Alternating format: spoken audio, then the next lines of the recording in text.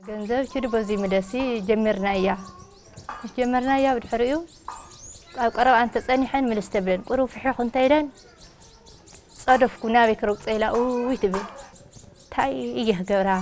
ሕክምና ከይወስዳጉን ስኺለ ታምሽት ናብኪ ሓስለ ዝኾነ እቲ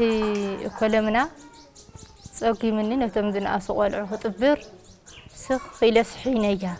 እዚ ታሪክ ምርኣያ ብዙሓት ህፃናት ትግራይ ዝኾነ ታሪክ ተምሃሪት ህፃን ትምኒት ጊደዩ ነባሪት ወረዳ ናዕዲር ዝኾነ ተምሃሪት ትምኒት ጊደይ ዘጋጠማ ጸገም ምርኣይ ገና ኣብ ከብደዲያ እንዳሃለወ ከም ዝኾነ ሰብ ሞያ ሕክምና ይገልጹ ነዚኦምን ካልኦት ጉድኣት ኣካልን ኣብ ቤት ትምህርቲ ዘስዕብዎ ጸገም ዝተረዳ ኢማጂን ዋንደይ ምስ ትካላት ዓለም ዩኒሴፍን ሕብረት ኣውሮፓን ብምትሕብባር ካብ 14 ኣብያተ ትምህርቲ ወረዳታት ቆላ ተንቤን ጣንቋ ምላሽ ቀይሕ ተኽልን ናዕዲርን ዝተወጻጽዑ ልዕሊ 50 ጸገም ምርኣይን ምስማዕን ዘለዎም ተምሃሮም ሕክምናዊ ምርመራም ኣሳሊጡም እዚኣ እዝኒ ምስማዕ እዩ ሕማማ እዝኒ ምስማዕ ኮይኑ እዝና ይነትዕ እዩ እናነትዐ ይዓፃ በቃ ክነትዕ ተለ ግዜ ኣየስማዕ ናፀሓይ ናይ ሓመድ ናይ ኣወራ እዩ ኣረጅክ ስለኾነ ኣረጅክ ዕድመ ምስ ወሰኸ ቁፅሪ ፅርየቱ ንሓለየ ይሓድጎ ይኽእል እሞ ናፀሓይ መነፀር ንልእኸሉ ኢና ኢሎም አቂኖም ወሲዶም ወለለው ኢማጂን ዋንዴ ይሰርሖ ዘሎ ስራሕ ኣዝዩ ዝነኣድ ከም ዝኾነ ዝገለጹ ሰብ ሞያ ሕክምና ዶክተር ብርሃን መኮነን ካብ ሕክምና ዓይኒ ፍጹም ብርሃንን ዮናስ ኪሮስ ካብ ትካል ሕክምናን ሓገዝ መስምዕ እዝንን ሲግናልን ብሰንኪ ሕፅረት ኣፍልጦን ካልኦት ምኽንያታትን ዝተፈላለዩ መጉዳእቲ ኣካል ዘጋጠሞም ህፃናት ከም ዝረኸቡን ካብዚኦም ሓገዝቲ ሕክምናዊ ናውቲ ዘድልዮም ከም ዝተነፀሩን ተወሳኺ ሕክምናዊ ሓገዝ ዘድልዮም እውን ከም ዘለውን ሓቢሮም ምርኣይ ናይ ርሕቐት ምርኣይ ጸገም ዘለዎም ኣለዉ መብዛሕትኦም ቶም ሓዚ ንሪኦም ዘለና ግን ንሓበሻ መድሓኒት ገይሮም ልባለሸይዎም ልጥፏዕንቲ ኢና ርኢና ዘለና እዚ ክኾነ የብሉ ንኾነ ይኹን ህፃን ዓይኑ ክሓም እንተሎ ቶሎ ኢሉ ናብ ሕክምና ክኸድ ክኽእል ኣለዎ ሰኣን መነፀር ምግባር ምርኣይ ኣብይዎም ኣብ ገዝኦም ተረፉ ቆልዑ እውን ብዙሓት ክህሉ እዮም እርግጠኝነት ብሰንኪ ኣዌርነስ ያው ኣብ እዝኒ ባዕድ ነገራት ምእታው ነቲ ውሽጣዊ ክፍሊ ናይ እዝና ጎዲኡ ናብ ካሊእ ናብ ዝኸበደ ናይ ከበሮ እዝኒ ጸገም ካብኡ ሓሊፉ እውን ናይ ምስራዕ መጠን እናቐነሰ ዝኸይድ ደረጃታት ርኢና ኣለና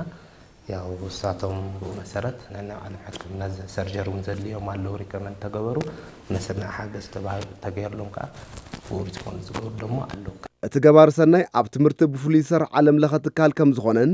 ብፍላይ ፍሉይ ድሌት ዘለዎም ህፃናት ምስ ካልኦት ተምሃሮ ተወዳደርቲ ኮይኖም ክወፁ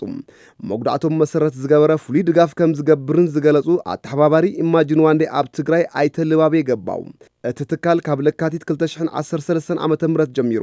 ንልዕሊ 3600 ህፃናት ዝተፈላለዩ ሕክምናዊ ሓገዝን ድጋፍ ሕክምናዊ ናውትን ከም ዝገበረ ገሊጾም ካብ ለካቲት 2013 ክሳብ ሕዚ ዘሎ ኣብ 8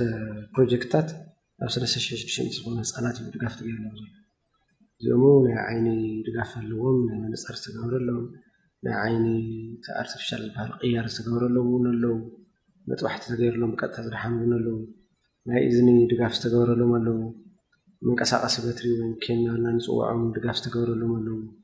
ናይ ብሬን ድጋፍ ዝተገበረሎም ኣለዉ ብሬን ድጋፍ መፅሓፊ ክራንች ድጋፍ ዝተገበረሎም እውን ኣለዉ ዊልቸር ድጋፍ ዝተገበረሎም እውን ኣለዉ ኢንተሊጀንስ ቦክስ ዝበሃል እውን ኣሎ ሞር ፕሮፌሽናሊስ እውን